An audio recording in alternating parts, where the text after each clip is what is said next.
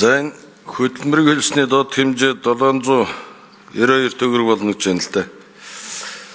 За 92 мянга болцсон. Тэгээд энэ баруун алслагдсан бүс нутаг энэ одоо хөрөлцөөтэй байна. Жишээлбэл бид сая гурлын импортын татварыг тэглэсэн юг бас аваачлаа. За болгон сумхэд аймгийн төвөөс одоо 317 км нийтдээ энэ Улаанбаатараас 2000 км болно шүү дээ. Нэг шудаа гурлыг 200-аас 250 мянгаар авдаг 50 км. За нэг тонн өрсийг 280-аас 350 мянган хооронд авдаг. Одоо бензин шатгуу нэмэгдсэн. Тэгэхээр энд бүсийн нэмэгдлийг олох асуудал байна уу? Олгож байгаа юу? Олохгүй байгаа юу? Олгож байвал хэдэн төгрөг нь бүсийн нэмэгдэл гэж олгодог вэ?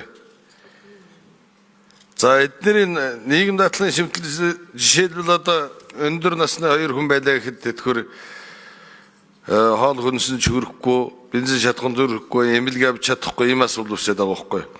Болгон сумын хувьд бол одоо ард иргэдийн бараг 30% нүгэд ийм нийгэм байдалтай холбоотой нүүц. Бараг сум одоо 40% нүүцнэ гэхэд хэлцдэггүйс. Энэ асуудлыг одоо яаж шийдэх вэ? Энэ талаар асуулт асууя. Сая хамгаалалт сайд хариулна. За байсан гишүүн за одоо ингээ бүсийн нэмэгдэл гэдэг ойлголт бол төрийн албан агч нарт байгаа. За тэр зэмүүд одоо төрийн тусгай албан агч нарт хэлийн зэрэг дээр бол одоо энэ нэмэгдлүүд бас байдаг. За аслагдсан нас шалтгаалаад тийм асттай шалтгаалаад. За хоёрд нь бол одоо өнгөрсөн жилээс ахуулаад бид нэр хөдөө суманд одоо ажиллаж байгаа төрийн албан агч нарт бол бид нэр сумын нэмэгдэл гэж одоо 40% болгож байгаа. Аймгийн төвдөр бол 20% болгож байгаа тийм ээ. За энэ нэмэгдлүүд бол байгаа.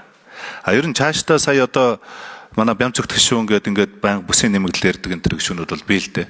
Тэгээ одоо бид нар энэ хүн амын орлогын албан татвар дээр одоо бас ингээд тодорхой шинжилэл хийхээр энэ засгийн газар ажиллаж байгаа. Тэгээ удахгүй улсын хурал дээр энэ хүн амын татврын шинжилэл реформ, нийгмийн даатгалын шинжилгээний реформуудыг хамтарч одоо оруулж ирэхээр ингээд энэ тодорхой тооцоо судалгаануудаас хийгдэж байна. Энэ хүрээндээ одоо Улаанбаатараас хэр зэрэг аслагдах тусам бараа бүтээгдэхүүнүүдээр аслагдсан өдөө орнуудад хямд байдаг. Иргэдийнх нь орлого өндөр байдаг. Авдаг нэмэгдлүүд нь өндөр байдаг. Одоо ийм тогтолцоо бол одоо шилжих ийм бодлогын шийдлүүдийг л хийж одоо судалгаанууд гаргаж байна гэж хэлээд байна.